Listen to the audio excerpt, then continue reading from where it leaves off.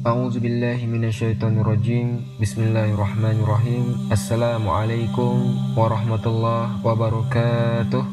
Alhamdulillahi wahda, wassalatu wassalamu ala rasulillah. Sahabat Ferry Channel, rahimakumullah.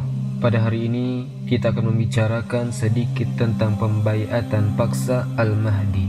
Disebutkan dalam hadisnya, mereka memaksanya keluar dari dalam rumah meskipun Al-Mahdi tidak menginginkannya. Orang-orang itu kemudian membaiatnya pada suatu tempat antara rukun dan makom. Rukun itu maksudnya adalah Hajar Aswad. Makom itu maksudnya makom Ibrahim. Jadi kira-kira pembaiatan paksa Al-Mahdi akan terjadi di tempat ini, antara Hajar Aswad dengan makom Ibrahim di depan Multazam. Pembaiatan paksa Al-Mahdi terjadi di depan Ka'bah antara Hajar Aswad dan makom Ibrahim. Al-Mahdi ini ikhwata tidak siap dan dia tidak menyangka dirinya akan ditunjuk Allah Subhanahu wa ta'ala memimpin umat Islam sedunia menuju kejayaan dan keadilan sistem Islam, meninggalkan kegelapan dan kezoliman sistem kafir. Maka Allah Subhanahu wa ta'ala perbaiki keadaan Al-Mahdi dalam satu malam dengan cara yang Allah kehendaki, dan Allah saja mengetahui caranya itu. Sehingga selanjutnya Al-Mahdi menjadi siap dan mumpuni memimpin seluruh umat Islam.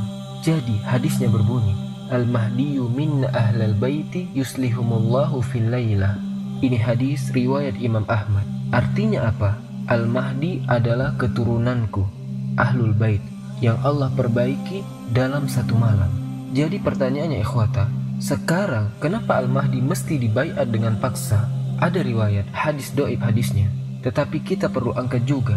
Dalam hadis itu disebutkan bahwa orang-orang yang mau membaiat Al-Mahdi ini, ketika sudah berhadapan dengan Al-Mahdi, mereka bilang, ulurkan tanganmu biar kami baiat engkau. Al-Mahdi menolak, dia menolak, dengan keras dia menolak.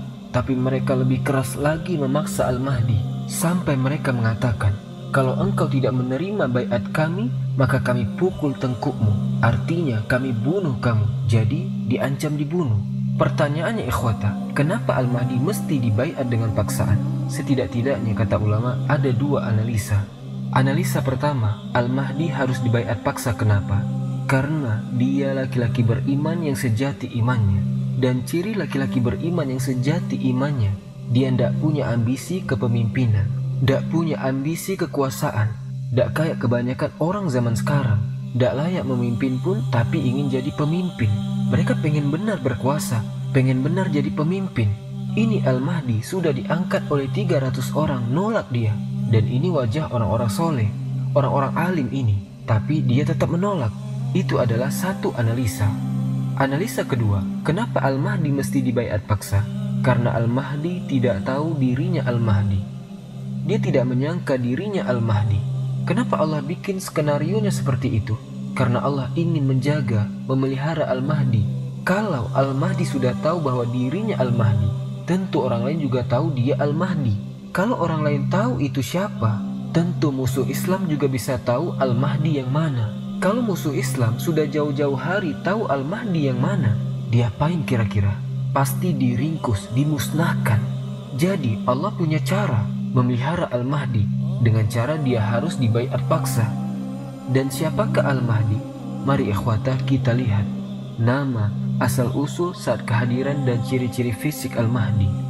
Disebutkan dalam hadis, la tazhabu aw la tanqadid dunya hatta yamlikal aroba rajulun min ahli baiti yuwati usmuhu ismi.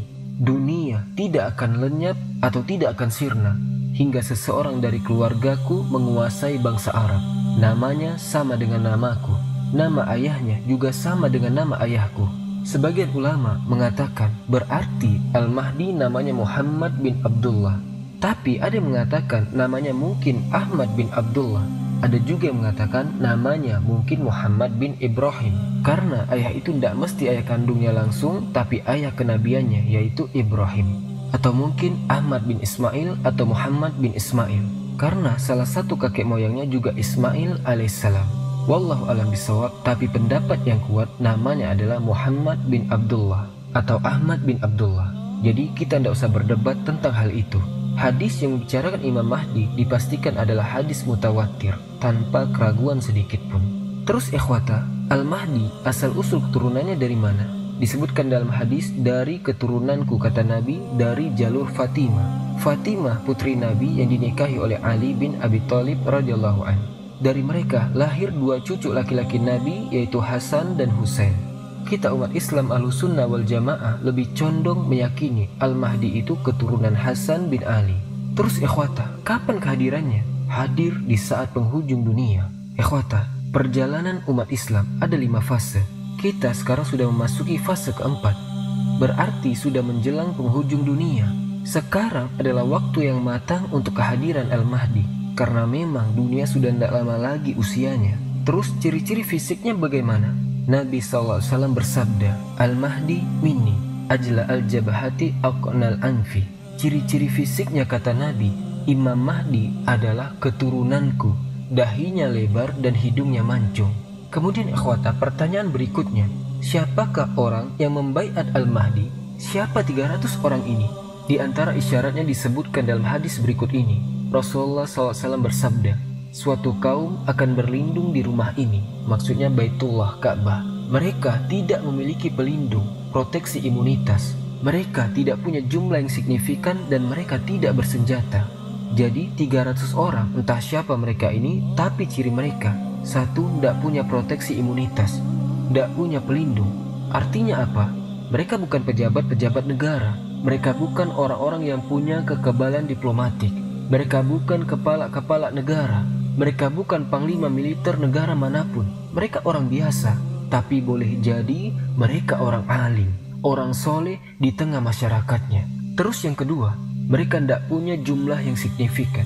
Jumlahnya tidak sampai 1000, bahkan tidak sampai 500, hanya 300 orang. Dan mereka tidak bersenjata. Jadi barangkali mereka adalah orang-orang yang bahkan belum pernah pergi jihad. Karena mereka ini orang-orang yang lebih mengutamakan kebersihan hati dan kejernihan pikiran. Sehingga Allah berikan kepada mereka ilmu tentang siapa ini Al-Mahdi. Dikatakan dalam hadis selanjutnya, kemudian dikirimlah sepasukan dari penduduk Syam. Jadi setelah pembaiatan paksa itu, ada pasukan dari arah Syam, dari utara. Mereka menuju ke arah Ka'bah untuk memerangi mereka. Tetapi pasukan itu justru ditenggelamkan Allah di gurun pasir Al-Baido, tempat antara Mekah dan Madinah. Ikhwata, intinya adalah Al-Mahdi akan keluar. Dan pendapat yang kuat, dia akan keluar dari Madinah. Kenapa Madinah? Karena beliau adalah keturunan Nabi SAW. Jadi Al-Mahdi ini persis seperti Nabi Muhammad SAW. Fisiknya, alisnya, matanya, kulitnya, tapi akhlaknya berbeda. Tidak ada manusia yang berakhlak seperti akhlak Nabi Muhammad SAW. Sampai sekarang memang ada di Madinah asli keturunan Nabi SAW yang memang mereka turun-temurun, terjaga nasabnya. Dan kemudian ketika keluar dia akan menuju ke negeri Syam. Ikhwata, apapun yang terjadi di akhir zaman, jangan terlalu difikirkan. Jadikan ini sebagai pengetahuan. Intinya sekarang, jalankan saja ibadah dan maksimalkan. Kalau terjadi sesuatu di kemudian hari yang membutuhkan tenaga kita, maka kita siap untuk membela Islam. Semoga kisah yang singkat ini ada manfaatnya. Kita tutup dengan membaca Subhanakallahumma bihamdika asyhadu an la ilaha illa anta astaghfiruka wa atubu ilaik. Wallahu ta'ala a'lam. Assalamualaikum warahmatullahi wabarakatuh.